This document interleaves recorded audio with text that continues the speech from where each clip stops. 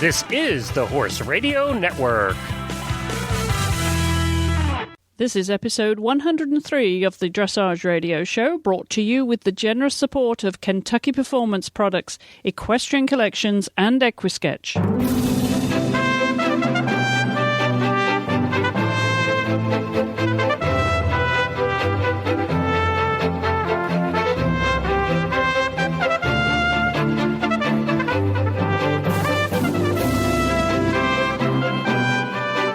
Hello, I'm Chris Stafford, and Heather Blitz is back in the ring with me this week. Hi, Heather.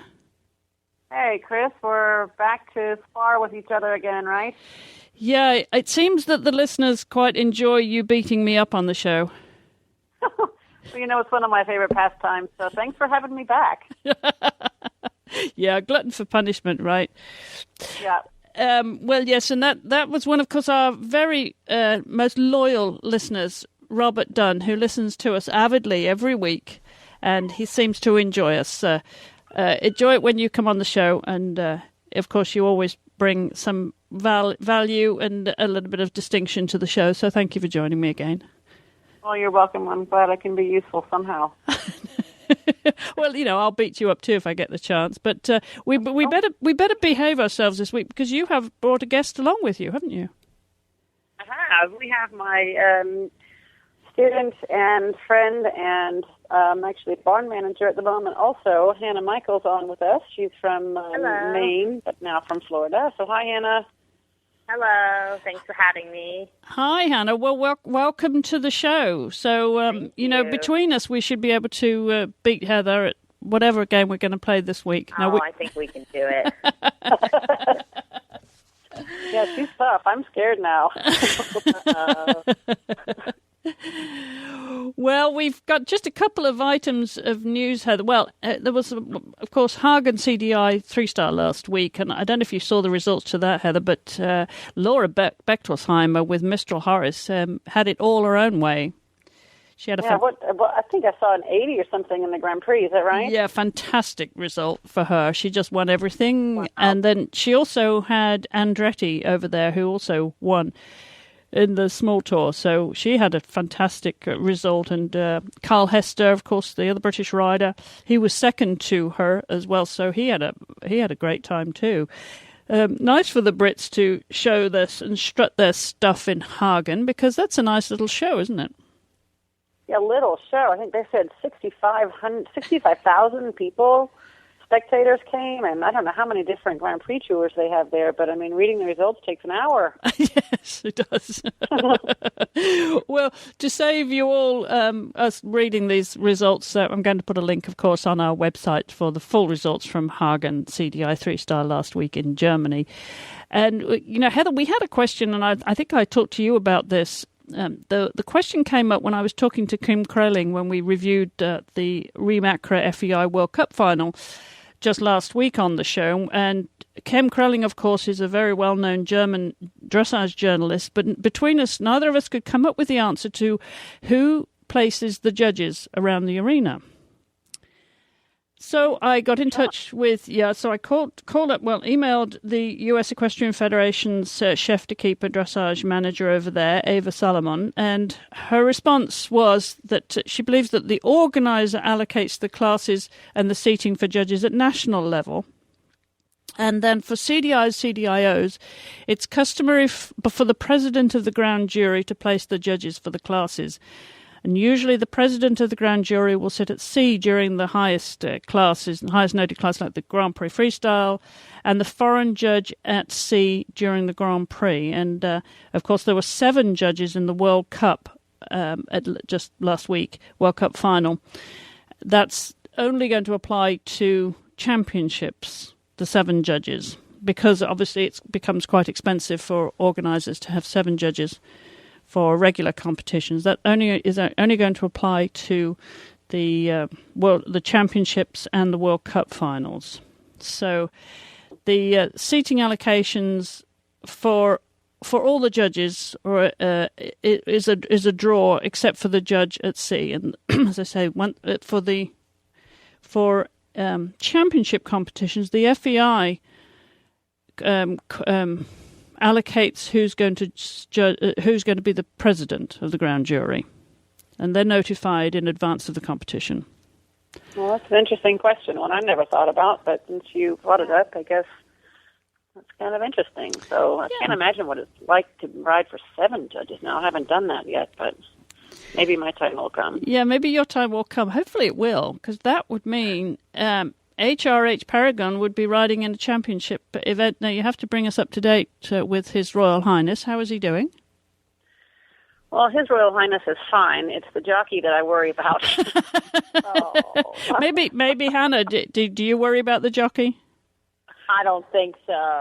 Definitely not. Heather's amazing. Paragon's amazing. They're an amazing team. Well, Paragon does love Hannah. I have to say that he looks for her all the time, and she cares for him every moment of the day. So he's in very good hands. But, what I'm dealing with right now is just a matter of, I'm trying to think about making this move from the small tour to get up to the big tour now and start his Grand Prix career, which, really shouldn't be a problem for him because the Piaffe and Dressage is really in him. I don't even really have to do much for him. He offers it. He offers more than I ask for. And the tempi changes are the ones that are almost the easiest thing he does all day long. And the pirouettes are really there. So it really isn't going to be, if I think about it, not big of a deal. But keeping myself from overriding him is the biggest challenge that I have right now because I think he's got a big career ahead of him in the Grand Prix internationally. And it is a pretty big challenge to not go out in the ring and imagine, the competition that I'll be up against every day. And if I do that too much, I know that I ride him differently than I should.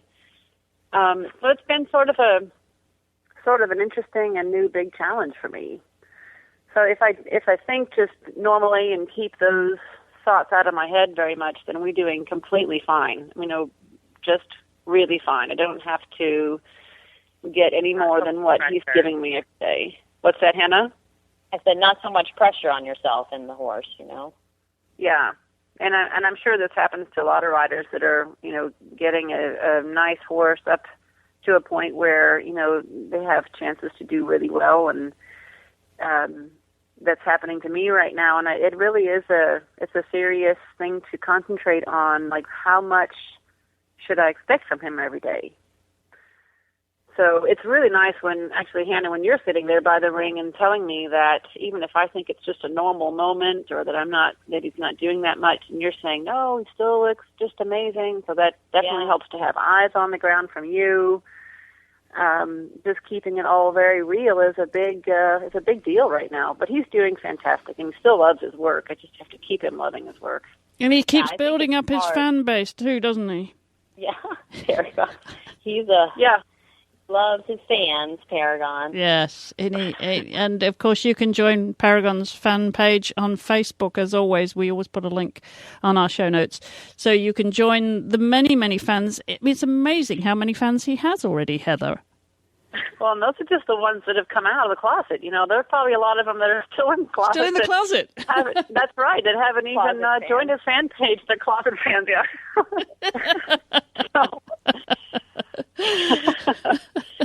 So he's a good boy. Well, you should mention that he is also a star on dressageclinic.com. Yes, he has. He and I have a segment on dressageclinic.com now, and that's our first time being on that website, so it's kind of exciting. I think it's like 45 minutes or so, and I'm just writing him and talking about what I think I'm, dealing with each moment, and it's kind of fun. Well, I think it's more than there's a lot of value in that, Heather. I mean, I've watched it, and it is extremely instructive and fascinating for people to watch exactly what you're thinking and verbalizing as you ride him in a training session at home. So I recommend that to anyone who's listening, to go and check out dressageclinic.com and click on Heather's little button there on the front page. That was a brand new video, as you said, 45 minutes of you training him at home. But a great addition there to dressageclinic.com. And will you be doing more of that, Heather? Yeah, I think that's the plan. To do, I don't know, it's like 6 or 7 videos a year, I think is what they like to have. So there'll be more of Paragon and also of some other lessons and other horses and whatever else we can get recorded. So that's a pretty neat concept. Yeah, well, good for you. Good for you. Well, we should explain why you've brought Hannah on the show with you this week, because you're going to discuss a couple of training issues, which I think should be fascinating for our listeners to find out, to hear you unravel some very common problems, I think, that face so many riders, no matter what level you're competing at. So we're going to address some of those in just a second. But before we do, I want to remind you of our sponsors, Kentucky Performance Products, because when horsemen were asked what they were looking for in a nutritional supplement, the answer was easy, and that's affordable, effective, and scientifically proven. Kentucky Performance Products heard that message and developed supplements that meet those needs. All of their supplements, from Nalox Equine Antacid to Summer Games Electrolytes and Joint Armor, are formulated based on sound research. The important thing is that you can count on them to deliver results, and they're affordable. So to choose the right KPP supplement for your horse, visit kppusa.com or call 1-800-772-1988. And to learn more about horse nutrition and interact with the KPP experts, be sure to join their Facebook fan page. Well, I'm back with my co-host this week, Heather Blitz, and her assistant, I should say, Hannah Michaels. And you're going to be talking about a couple of topics here, which I think should be interesting listening for our audience around the world, Heather. And I think the first one that you and Hannah are going to discuss a bit is, how do you know if you've got enough bend? Well, Hannah, do you want to describe your question, or what in detail you want to know about that? Well, I think it's hard for a lot of people to know how much bend to ask for in a half pass or in a shoulder in. Whether it depends on the level of the horse, or just about how much you really need to ask of the horse. Well, I think you're right that it is a really great question, and it is one of a lot of riders at all levels, and maybe even more of lower level riders than upper level riders, even though in upper levels you're getting into a lot more movements that require bend. But I'll start off with saying that my feeling is that normally bend is overdone by the majority of riders that I see. The amount of bend you need definitely has to go along with the amount of straightness that you can keep in your horse, as far as the balance between left and right, that when you bend you don't want to let the outside of the shoulder fall out. Yeah. That's a pretty common mistake. So if you're concerned about not having enough bend and then you go for a lot, you need to know pretty much about what it takes to keep the horse straight, and the shoulders in the middle, the midline of the horse going so balanced, like you could put that midline on a balance beam no matter how much bend you have. So, that being said, you might spend the first part of your figuring this out, first knowing what straightness is. How straight they can be before you have the bend. Yeah. So if your horse is really straight, and let's say you are really quite bent to the right, but your horse is also, the balance is not falling left when you bend right, then a good test of being straight is that you could change the bend easily to the other side without taking, a lot of time to do it.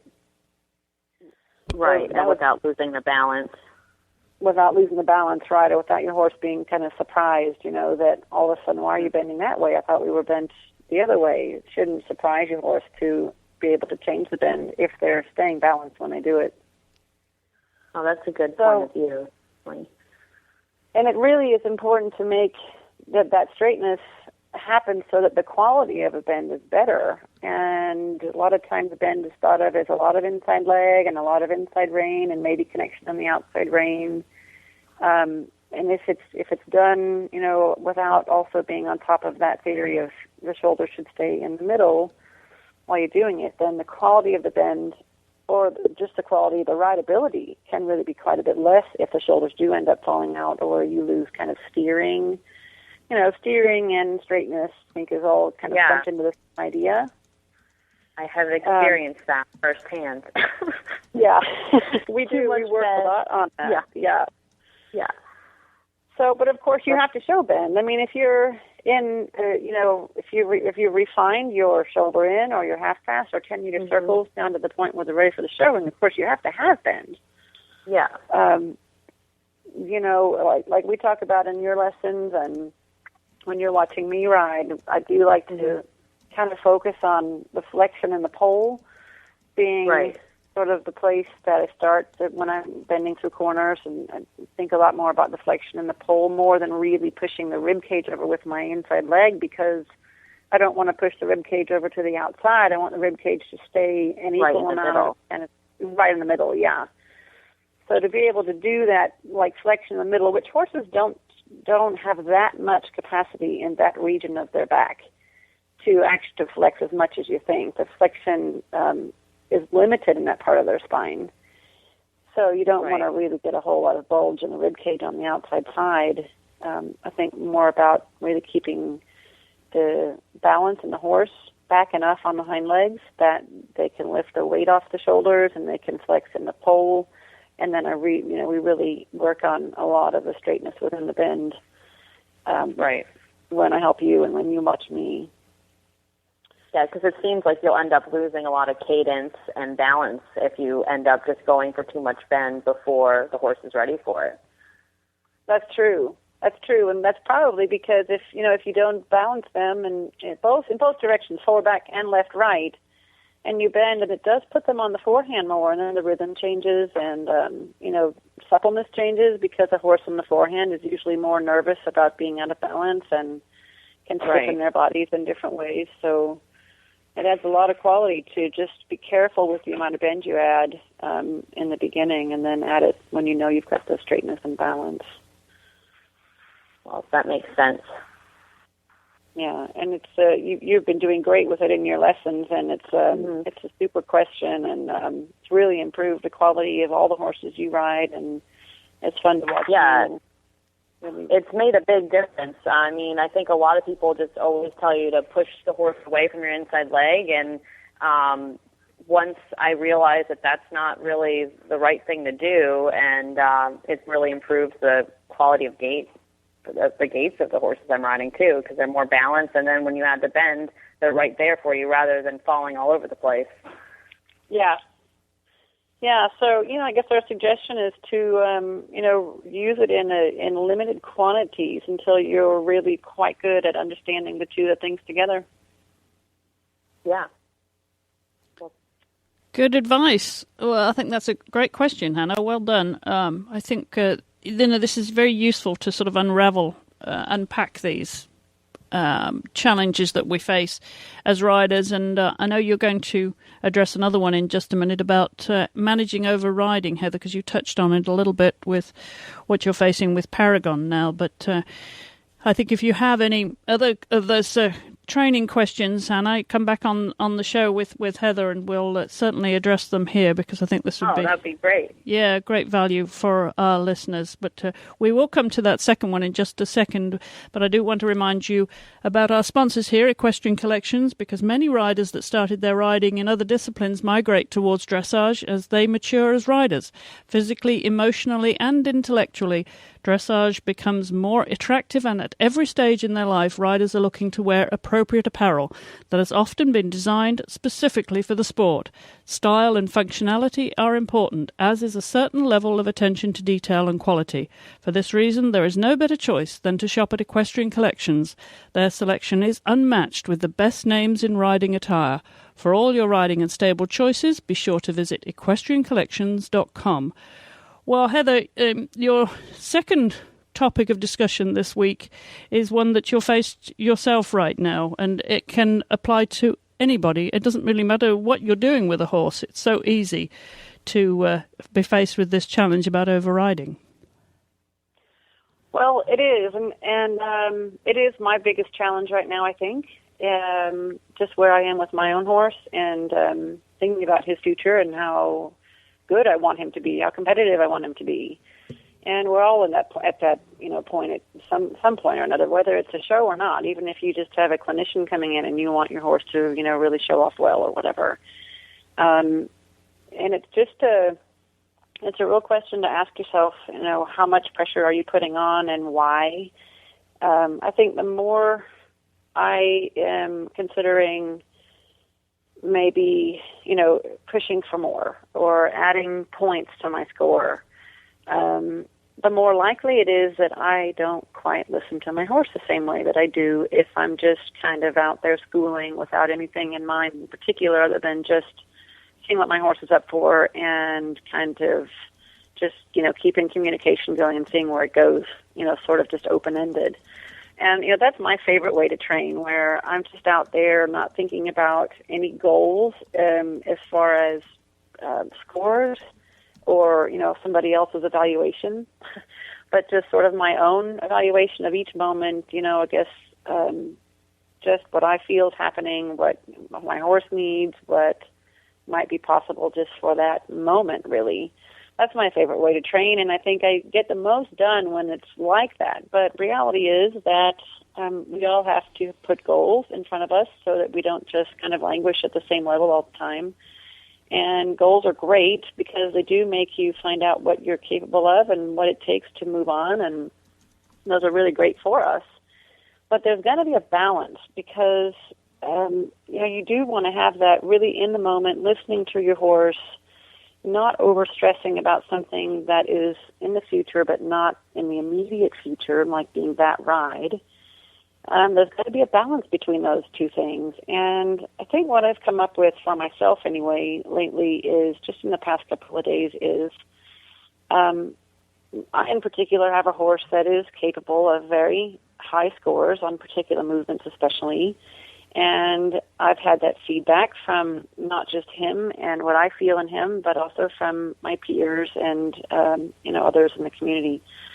So if I think about that I want to go out to my next show and let's say I think my horse is capable of a 75%, I'd love to get that. Then I consider each movement has to be an 8, at least an 8, and then if I get a 7 or something, it could even out, that I would get the average out to be a 75. Well, if I ride where I'm really thinking everything has to be an 8 or a 9 or a 10, I think that's when I would probably push him to the point where he's not with me in the same balance, mental balance, in the same place where I normally ride him, where without those goals in mind, I feel like my horse gives me 10 times more than I ask for. He really tries hard. But if I push him for 8s, 9s, and 10s, then I think he's thinking, why are you pushing me like this? Am I not good enough? So if I go out in the arena and I just ride him at a level where I think, this is good enough for a 6, this is good enough for maybe a 7, and I don't overpush him, that's when he fills in the rest, and he's a nice enough, generous enough horse that he will fill those in for me, and then that's when I'm going to get the higher points. So it's just been a really pretty enlightening last couple of rides with him where I knew it wasn't going as well as usual the week before, and I wanted to change something because it just wasn't quite as positive as it usually has been between him and me. So I kind of took a step back and evaluated the situation a little bit more, and that's what I think I'm going to suggest to riders that are getting ready to perform at something that's your goal, whether it's a championship or just a show or just somebody coming to watch or whatever goal it is that you have in front of you and your horse that you really care about. And it's going to be an event, and you're looking forward to it. And you really want to, let's say, get points. That if you kind of, not get greedy, but if you push for the points, chances are that you could actually sabotage yourself and, make it so it's not normal riding for you and your horse, and then they might think, what's going on? And if you go for just a nice score and then you're positive about your horse, they will do their part and bring enough to the party to fill in and get more points than you think. And past couple of rides I've done that way with my horse is really, he's really given me the feedback that I think it's a really good theory. So good lesson for me, and I think Paragon's really happy that I've gotten smarter this week. Well, I know you're constantly fine-tuning, Heather. You're constantly aware of, the challenges, the goals, and meeting your challenges and fine-tuning every aspect of your partnership with any horse, not just Paragon. But I want to ask Anna here, is there any aspect of that rings a bell that is helpful to you about overriding? Oh, definitely. I think any horse you get on, you can put too much pressure on and expect too much, especially like Heather said, if there's a goal in front of you that you're trying to reach, and you sort of take the horse's, voice away a little bit, and, you're just thinking about your own self, and you don't necessarily always listen to your horse, and they might not be ready for what you're asking them, or you might be putting too much pressure onto them that they end up sabotaging themselves.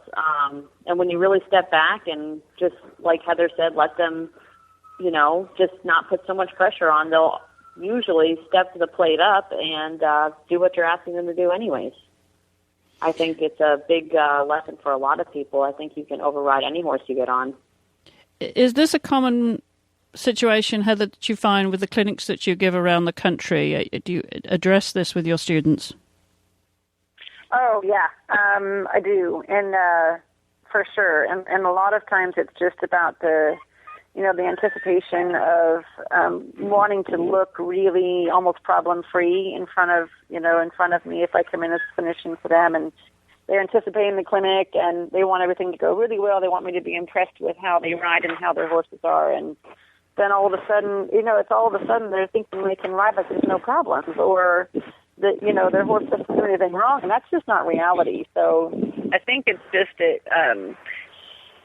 it's important to stay realistic, to know that nobody's ever perfect, and that you have to keep the riding basically normal. Whatever normal is for you and your horse, whatever normal progress is, normal expectations, normal pressure. You have to keep doing that, and you have to have enough time doing that so that you can reach pretty high goals. I mean, I want to go to the Olympics. That's a high goal, and I want to put on enough pressure to do that. But it has to be, daily increments, and not like all of a sudden now we really have to do something different. Mm-hmm. That's just it's different. It has to stay at the right pace. Yeah. At the right pace. Yeah. Yeah. At the right pace. Well, I should apologise to our listeners. I am not responsible for Heather's movements while she's on the phone on the show with us. Anything could happen. And if you notice a difference in the audio quality, it is solely down to Heather. Of course, it's not my end at all. It's always my fault. That's why I come onto the show, because I'm a great scapegoat. If there's noise, always Heather's fault. It could be mine. Yeah, Hannah's the one in the barn right now. Yeah.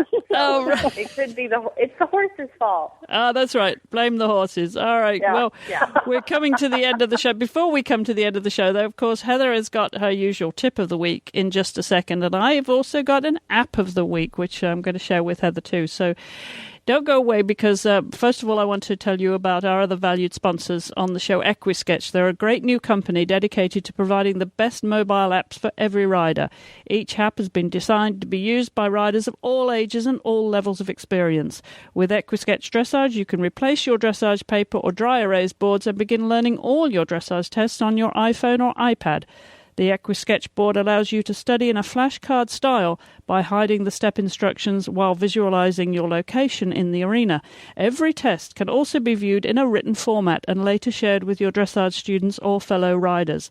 Equisketch Records allows you to manage all your horses and shows on the go.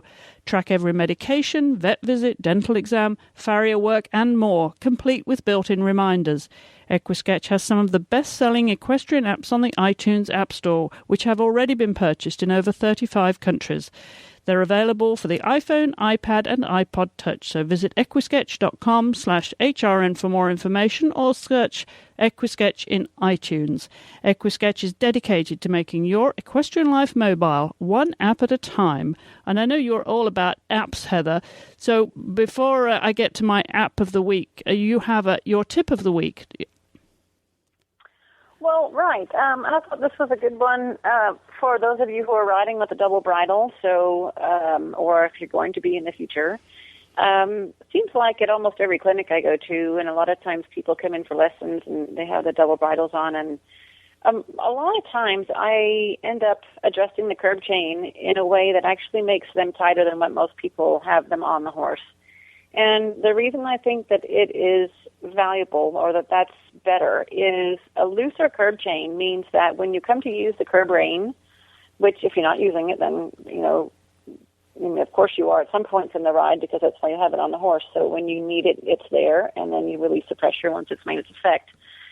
If you have to use the curb chain or the curb rein, and the chain is really long, then you have to pull the bit at an angle pretty far back in the horse's mouth until the curb chain makes contact with the horse's chin. And at that point, when the curb bit has gotten pulled to a greater angle, then there's a distance from the mouthpiece up on the bit to where it attaches to the cheek piece of the bridle. So because that is going to be pulled forward, and the bottom of the shank of the curb bit, of course, gets pulled backward toward the rider's hand, the top of the bit pulls forward, and then it puts actually more pressure on the horse's pole when the top of the bit gets pulled forward. So the angle of the bit, and then of course there's the angle of the mouthpiece and where the port is, and depending on the shape of the port that you use, they're not really designed to be pulled very far back. So I feel like the riders who think that they're being nicer to their horses or more kind by having the curb bit or the curb chain looser, I feel like is actually more pressure on the horse than, and it's less good for them than having the curb chain tighter. So if the curb chain is adjusted tighter, of course, then if you don't want to make pressure on the chain, then you just lessen the curb rein in your hand, and you keep a light contact on that curb rein.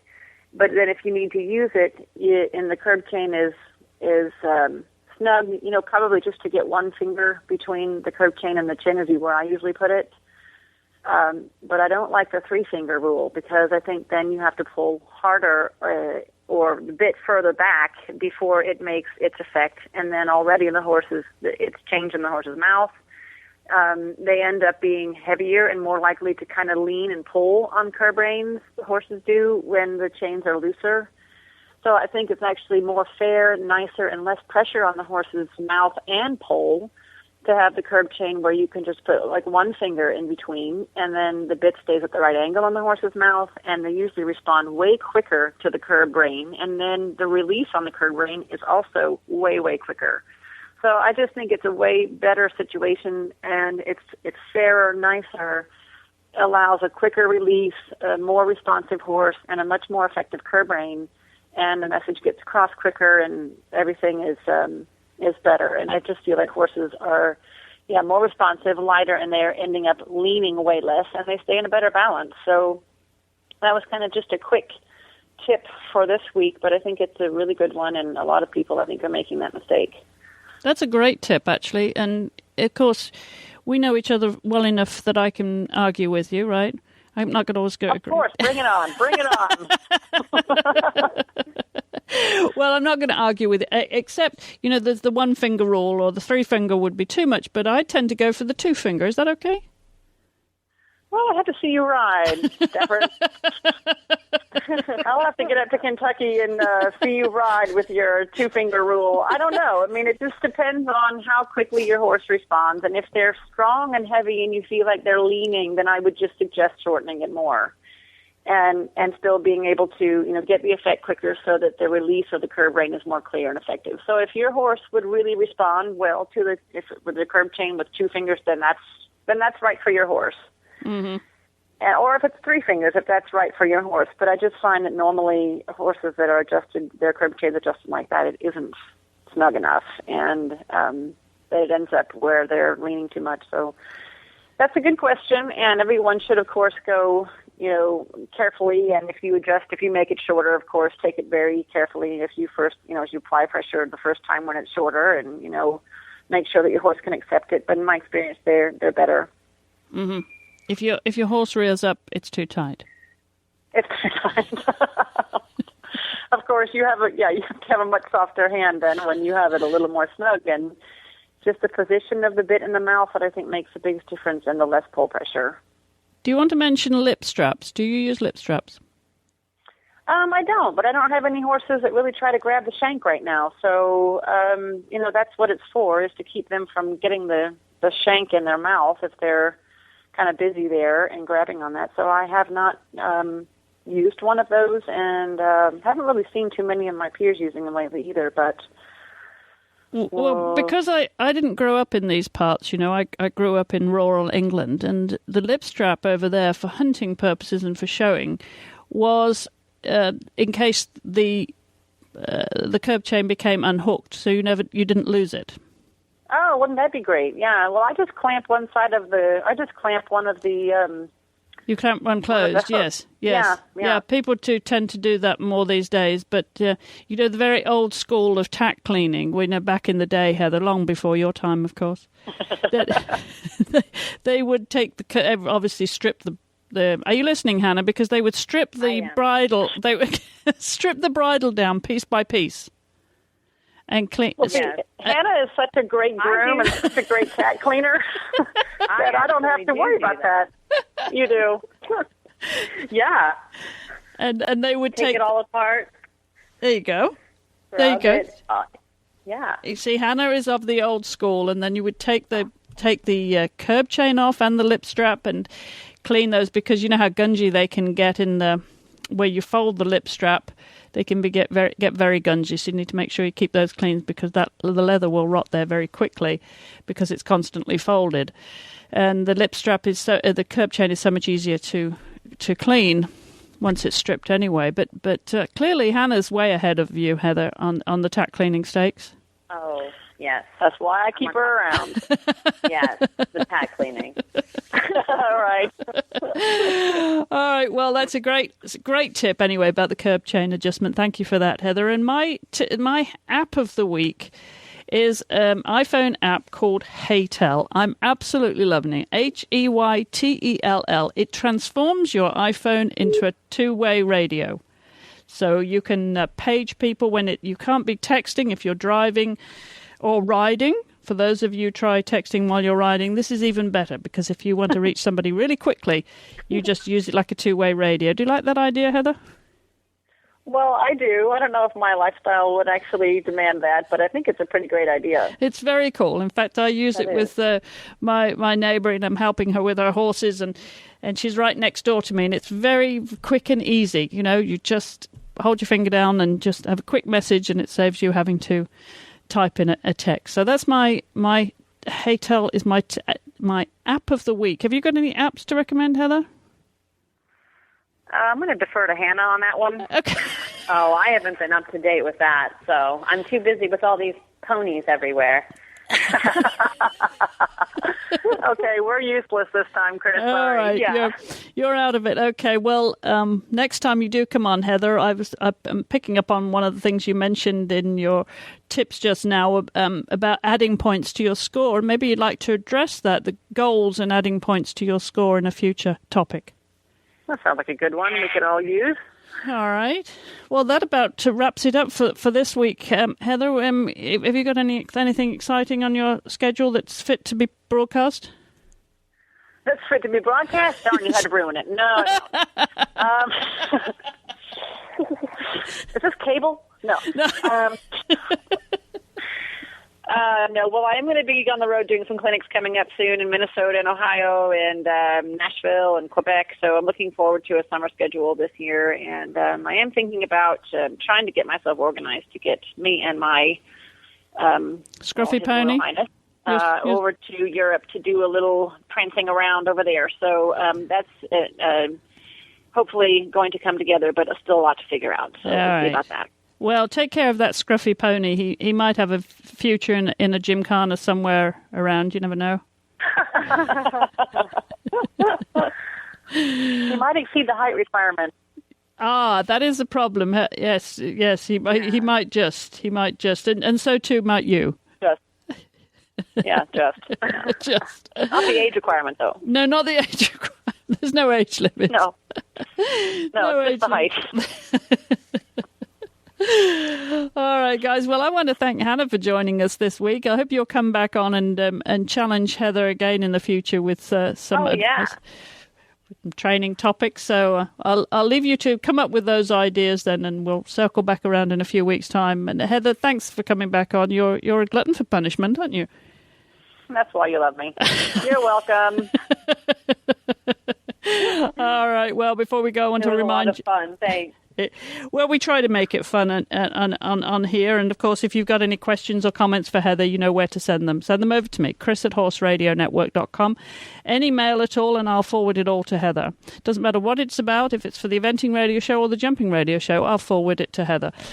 And in the meantime, if you have any questions or comments, don't forget chris@horseradionetwork.com.